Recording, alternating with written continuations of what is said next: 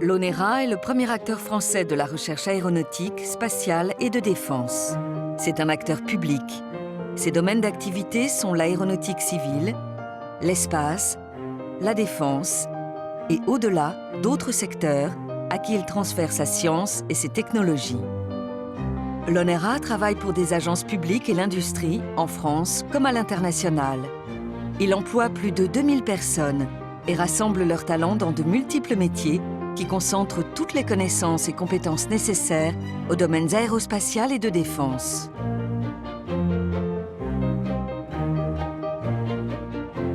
La simulation expérimentale et la simulation numérique sont au cœur de tous les travaux de l'ONERA.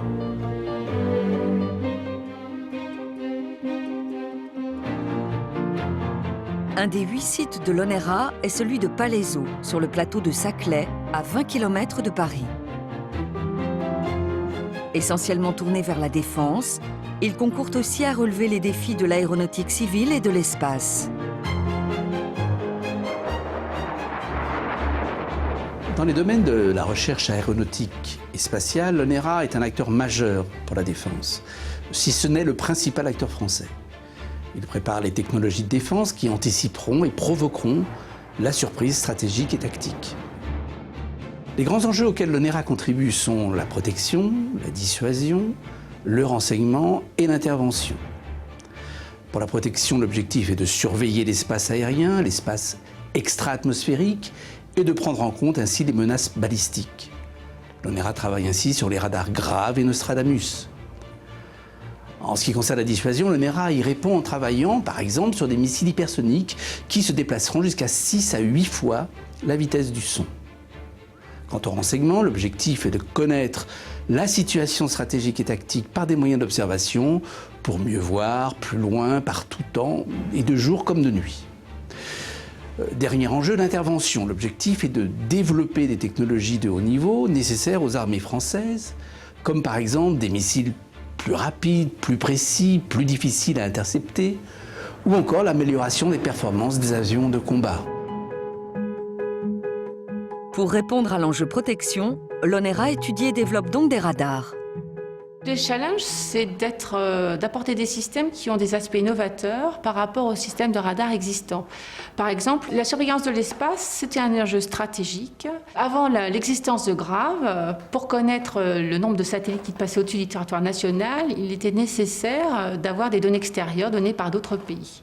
Donc pour être complètement indépendant, de ne pas dépendre du tout de données spatiales d'autres pays, l'État a mandaté l'ONERA pour construire et développer le radar Grave dédié à la surveillance spatiale du territoire national. Donc c'est un moyen qui est unique en Europe. Il y a tout un système de traitement d'orbitographie qui permettent de dresser un catalogue des satellites qui passent au-dessus de notre tête. Le radar Grave était préopérationnel et aujourd'hui est transféré à l'armée de l'air, donc il est utilisé tous les jours. Ce radar a donné des idées à l'Agence spatiale européenne, car au-dessus de nos têtes, il y a des satellites, mais il y a aussi des débris. Donc l'agence souhaite maintenant faire le même type de radar, mais pour voir des débris. Donc on va mettre une nouvelle technologie en place dans les années qui viennent. L'ONERA développe aussi le radar Nostradamus, un système de surveillance aérienne transhorizon. Ce radar observe au-delà de l'horizon et à 360 degrés. Les grands enjeux, c'est par exemple de faire de l'alerte de la surveillance aérienne, très en amont des radars qui existent actuellement, par exemple par des techniques transhorizon. C'est-à-dire que ce radar va voir au-delà de l'horizon. Donc il faut se rendre compte qu'un radar actuel, il est bloqué par la ligne d'horizon, c'est-à-dire qu'il voit à peu près à 80 km. Donc on est capable de détecter des avions environ à 80 km. Et le type de technologie qui a été développé à l'ONERA permet de détecter des avions entre 500 et 1500 km, par exemple. Donc ça permet d'être un alerteur et de prendre les avions de très loin. Autre type de radar sur lequel travaille l'ONERA, le radar à ondes de surface.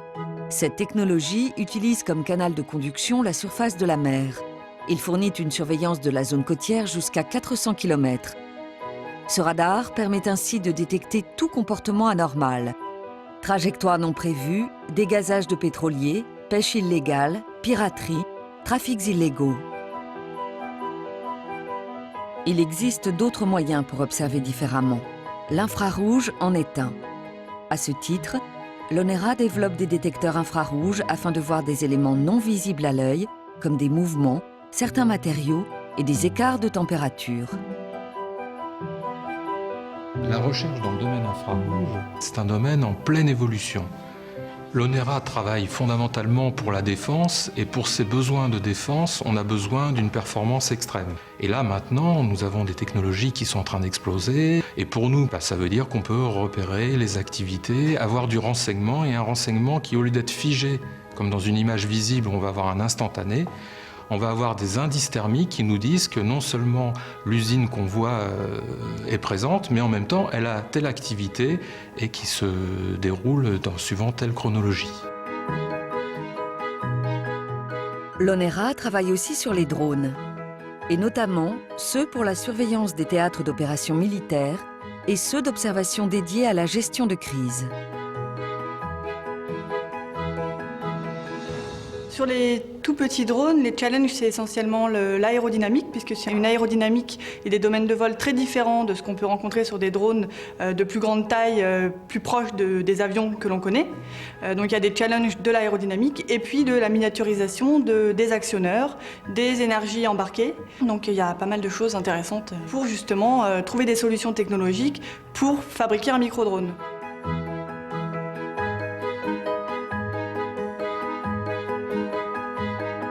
Pour actionner les ailes des drones, il faut de l'énergie. Voilà pourquoi l'ONERA travaille actuellement sur des microturbines capables de donner à des drones une grande autonomie. Les microturbines intéressent également d'autres secteurs comme la cogénération ou la source nomade d'énergie qui pourra servir par exemple aux fantassins du futur. L'ONERA développe donc différents moyens et systèmes pour recueillir des données. Il s'agit ensuite de fusionner ces données pour en extraire une information synthétique et intelligible, capable d'aider l'opérateur à prendre des décisions rapides et documentées. La problématique à laquelle on est confronté à l'ONERA, c'est effectivement d'être confronté à une profusion de données qui viennent de capteurs physiques divers et pour lequel il faut développer des outils et des puissances de calcul aptes à traiter ces données, à en extraire une information la plus pertinente possible pour le système et pour les fonctionnalités visées, qu'il s'agisse de satellites, qu'il s'agisse d'avions de chasse, d'avions de combat, de missiles guidés, de drones, bien sûr, pour lesquels l'autonomie et l'intelligence embarquée est absolument primordiale, mais aussi pour des systèmes d'information, pour les décideurs qui sont au sol, qui vont donc exploiter toute cette masse d'informations qui devient de plus en plus gigantesque et diverse, donc avec les évolutions technologiques des capteurs et des systèmes.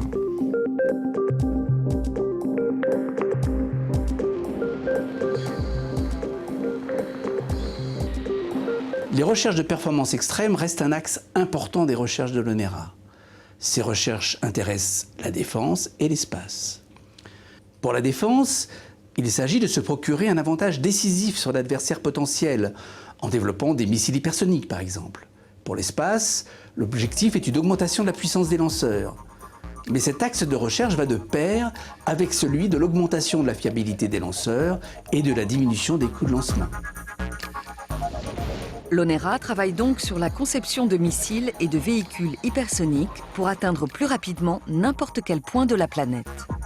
Il existe effectivement aujourd'hui un challenge pour aller beaucoup plus vite d'un point à un autre de la planète. Alors ça peut avoir plein d'applications. On peut aussi y voir un intérêt certain pour les militaires qui peuvent aller observer très rapidement ce qui se passe à un endroit de la planète, se déplacer très très vite à tous les endroits de la planète, y compris pour faire de l'observation.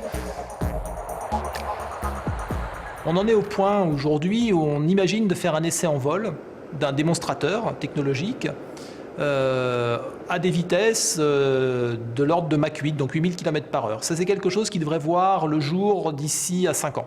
On devrait être capable d'avoir un démonstrateur en vol pour vérifier la validité de ce type de propulsion. Dans le domaine spatial, l'ONERA intervient dans l'amélioration de la fiabilité des lanceurs spatiaux. Un des enjeux est d'étudier les performances des micropropulseurs utilisés pour stabiliser les satellites et pour contrôler leur mouvement dans l'espace. Dans ce caisson, où sont reproduites les conditions de vide spatial, de nouveaux types de propulseurs ainsi que des technologies innovantes sont développés.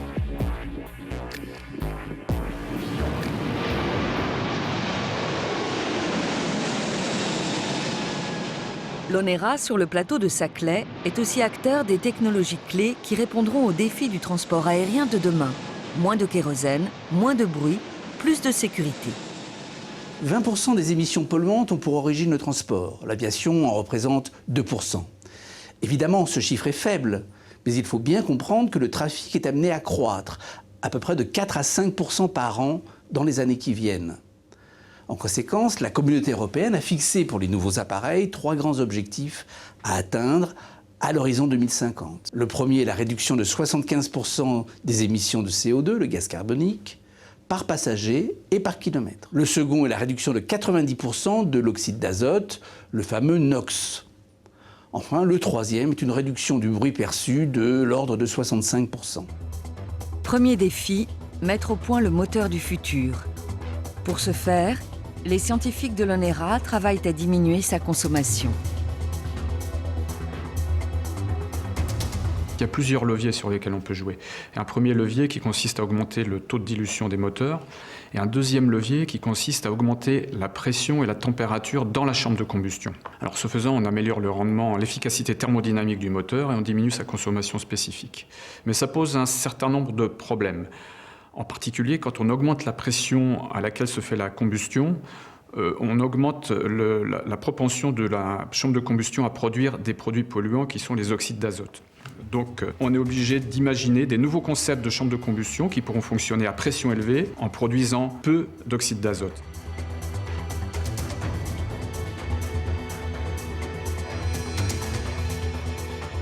Les pièces qui sont particulièrement soumises à des contraintes thermiques, ce sont les aubes de turbine qui reçoivent le flux chaud en provenance de la chambre de combustion.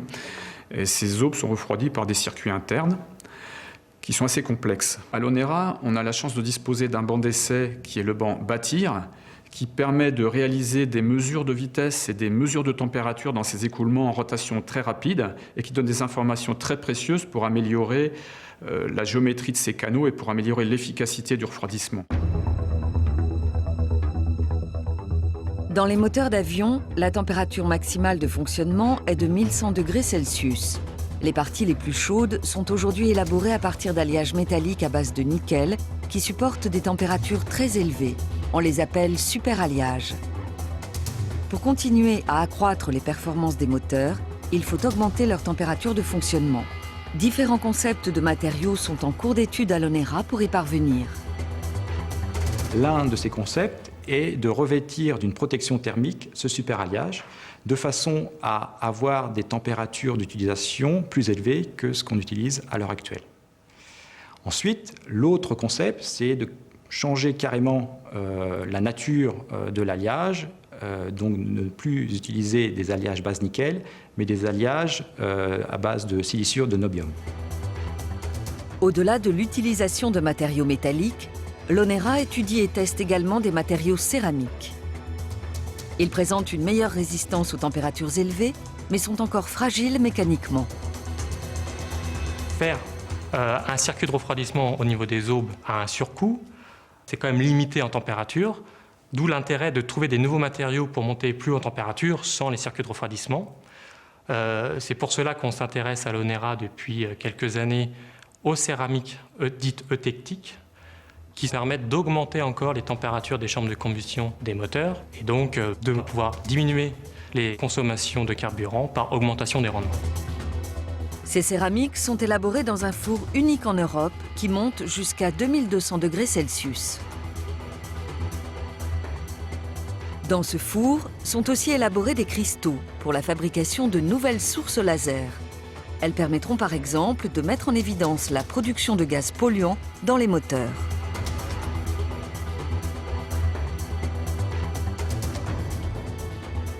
Autre défi, la sécurité et la raréfaction des matières premières. En 20 ans, la sécurité de chaque avion a progressé de façon très spectaculaire. En revanche, le trafic aérien allant croissant, les probabilités d'accident risquent également d'augmenter.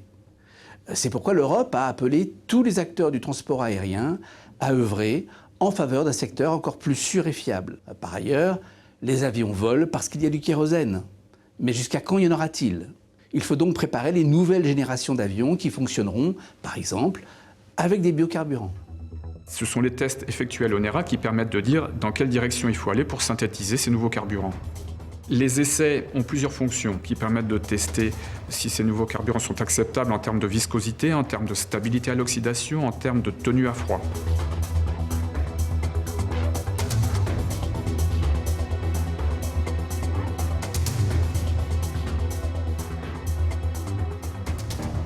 Une autre préoccupation de l'ONERA est de rendre le transport aérien encore plus sûr. L'ONERA y contribue notamment en ce qui concerne la protection des avions contre les agressions liées à la foudre. Sous plusieurs aspects en fait. Le premier concerne la caractérisation de l'atmosphère dans des conditions orageuses, de façon à pouvoir prédire où l'orage va intervenir, où les éclairs vont se déclencher. C'est un premier point qui est donc abordé à travers des codes de calcul que développe l'ONERA. Le second point, c'est de déterminer les zones en fait, des avions qui sont les plus vulnérables en cas de système de nuageux orageux. Et le troisième point sur lequel l'ONERA travaille, c'est la validation des nouveaux matériaux qui sont employés, en particulier les matériaux composites, qui permettent de rendre les avions toujours plus performants, plus légers, et donc de diminuer leur consommation.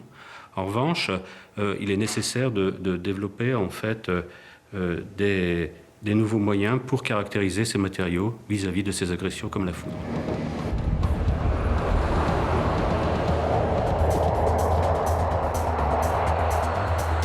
Pour mener des recherches visant à réduire le bruit perçu, l'ONERA développe et utilise des moyens de simulation numérique et expérimentale, comme la soufflerie CEPRA 19.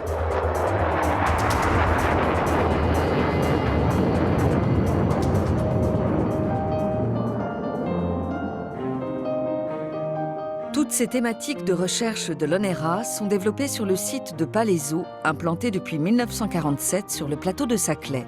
Elles participent aujourd'hui à faire de ce plateau l'un des 10 premiers campus scientifiques d'envergure mondiale qui regroupera d'ici 10 à 15 ans 20% des effectifs de la recherche française. Le plateau de Saclay joue un rôle structurant dans le paysage de la recherche française et internationale. Ce rôle va s'intensifier puisque vous savez que des centres de recherche de réputation mondiale, des universités de premier rang, des écoles de très grand prestige sont en train de s'installer sur le plateau. L'ONERA va jouer un rôle central dans ce développement. Pourquoi? Eh bien parce que l'ONERA est un véritable ovni dans le paysage de la recherche française. Alors qu'est-ce que j'entends par ovni? Eh bien l'ONERA se différencie des autres acteurs de la recherche française en ce sens qu'il développe aussi bien des recherches fondamentales que des recherches technologiques, allant parfois jusqu'à des démonstrateurs. Par ailleurs, l'ONERA conduit ses recherches jusqu'à des développements industriels pour de grands groupes comme pour des PME. L'ONERA contribue donc à la suprématie française de l'industrie aéronautique et de défense.